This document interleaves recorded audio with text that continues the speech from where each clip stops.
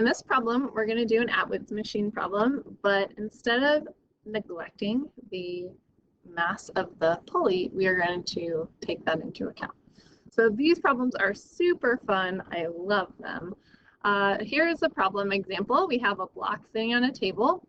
A string goes over the pulley, and then there's a mass, a triangle hanging off the edge. So let's say that we have the mass of the block is 1 kilogram. The mass of the pulley is 0.2 kilograms. The mass of the triangle is 2 kilograms. And there's a coefficient of friction, coefficient of kinetic friction between the surface and the block that is equal to 0.1. And we know that the radius of the pulley is equal to 0.02 meters. So we want to find the acceleration, and we're going to have fun while doing this because you are going to show all of your amazing physics knowledge. So the first thing we're going to do is, well, actually, let's go through the little tricks here. So first, we're going to treat the pulley as a disc. Unless it says otherwise, you're going to do that. So to do that, you're going to use M, oh goodness, not M. Moment of inertia or rotational inertia, which is an I, is equal to 1/2 mr squared. Also, tension 1, so let's call this tension 1 here, and this tension 2. Tension 1 is not equal to tension 2. So when we did Atwood's machines last quarter, when we were looking at we were neglecting the mass of the pulley, we assumed that the tension in both of the ropes was the same. But if we think about the fact that this pulley has mass, there must be a net torque in order for the pulley to angularly accelerate. And so in order for that to happen, the string over here has to pull a little bit more than the string right here. So we cannot assume that they are the same anymore. In fact, we are going to know that they are different, and the difference in those tensions is what causes the angular acceleration of the pulley. We're going to always assume this pulley does not slip, the string does not slip on the pulley. If it does, that creates an even more fun, complicated problem, but we're not going to do that in this class. Follow the same problem-solving steps that you did for Atwood machines before, so I'll walk you through those. And then the only thing that you're doing is you're adding a net torque diagram, or a net torque equation and a torque diagram to your force diagrams and your net force equations. And so you'll actually have 3 equations at the end to solve. And you'll have 3 unknowns as well. So before, when we did this, our 2 unknowns would be acceleration and tension, but now we have acceleration, tension 1, and tension 2. So we need a 3rd equation, and that 3rd equation is going to come from torque. So first thing we're going to do is set a positive direction. And remember, you can bend the positive direction, and you want just the direction of motion or direction of acceleration, depending on the situation, to be positive. It doesn't really matter which way you pick as positive, as long as you keep it constant throughout. So we're going to have to the right positive for the block, down positive for the triangle, and clockwise positive for the pulley. Then we're going to draw 3 diagrams. So we're going to draw a diagram for the block.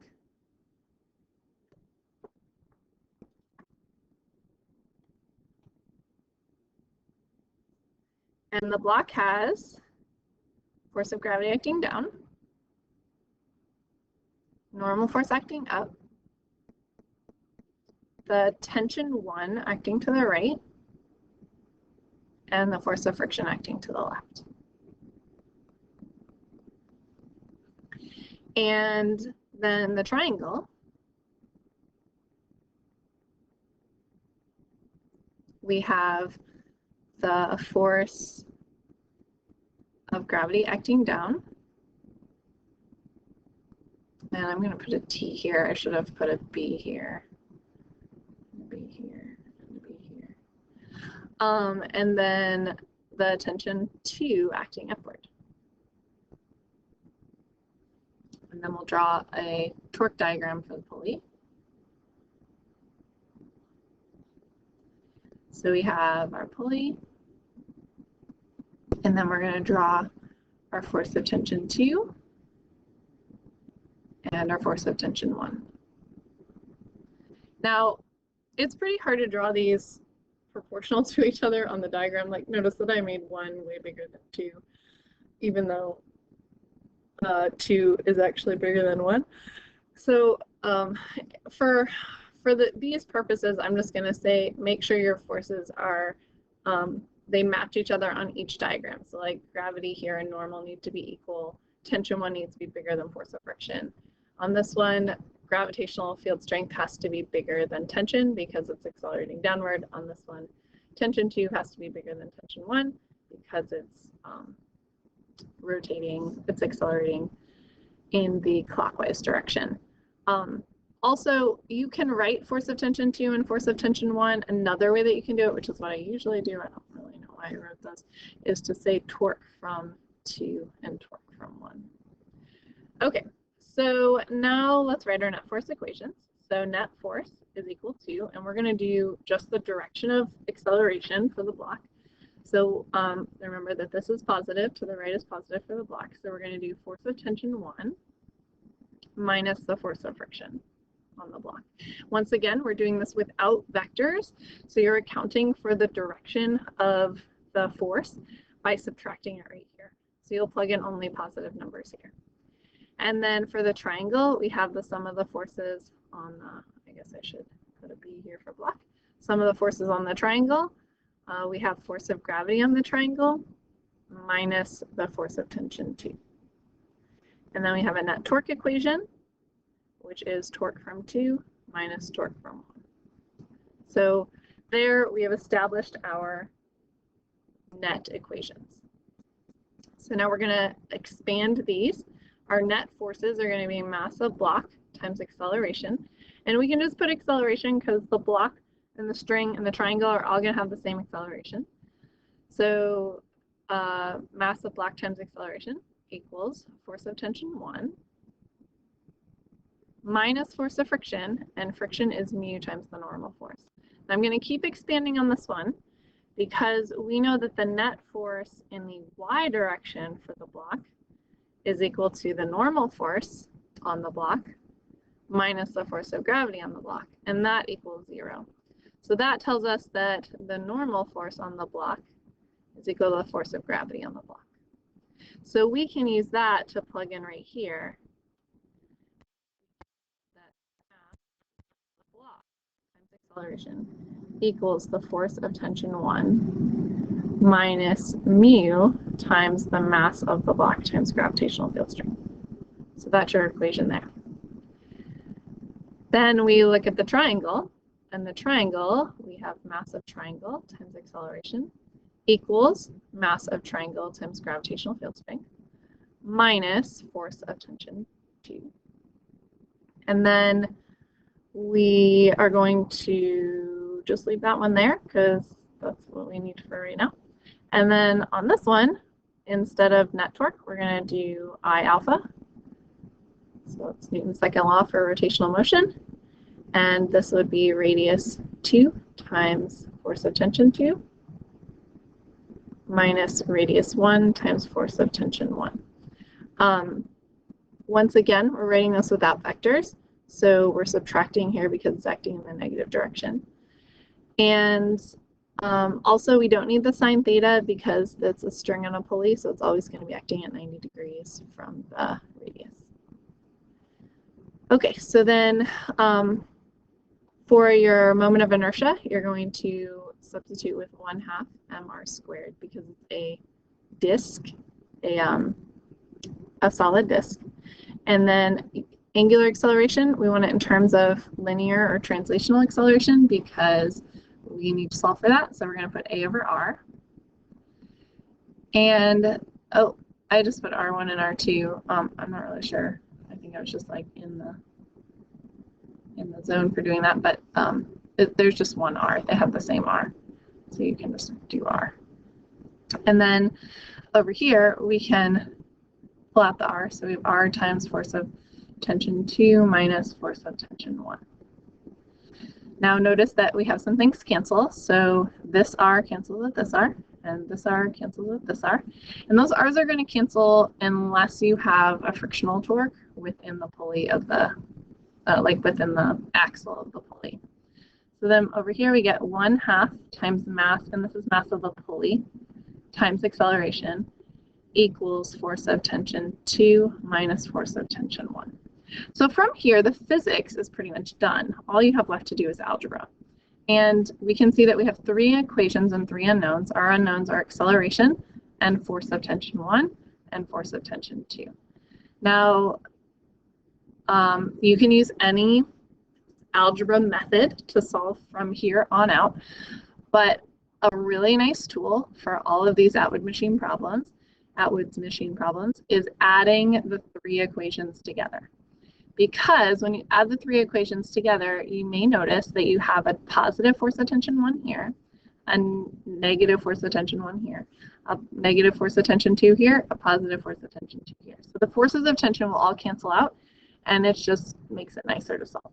So we're going to add the left sides of the equation. So we get mass of the block times acceleration plus mass of the triangle times acceleration plus 1/2 times the mass of the pulley times acceleration equals force of tension 1 minus mu times mass of the block times gravitational field strength plus mass of the triangle times gravitational field strength minus force of tension 2 plus force of tension 2 minus force of tension 1. So we can see here that this force of tension cancels with this force of tension, and this force of tension cancels with this force of tension. And so all we have to do is isolate A now.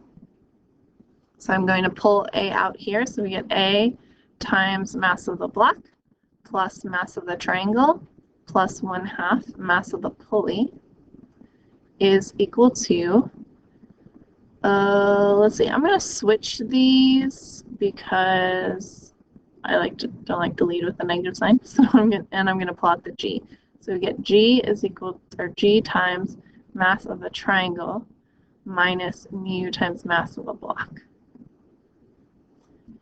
And then we're going to divide each side by that. So we get acceleration equals G times mass of the triangle minus mu times mass of the block divided by the total, the mass is there. So mass of the block plus mass of the triangle plus 1/2 mass of the pulley. And now if we calculate that out, that will give us our acceleration. So we can plug in numbers and we can just go ahead and do that. So 9.8 newtons per kilogram times mass of the triangle, which was, I don't even remember. Oh, I have it on my paper. Mass of the triangle is 2 kilograms minus mu, which is 0.1, times mass of the block, which is 1 kilogram, divided by the mass of the block, which was 1 kilogram, plus the mass of the triangle, which is 2 kilograms, plus 1/2 times the mass of the pulley, and the mass of the pulley was 0.2 kilograms. So notice that we didn't use the radius in this calculation because the radius canceled. And the radius will cancel as long as you don't have torque from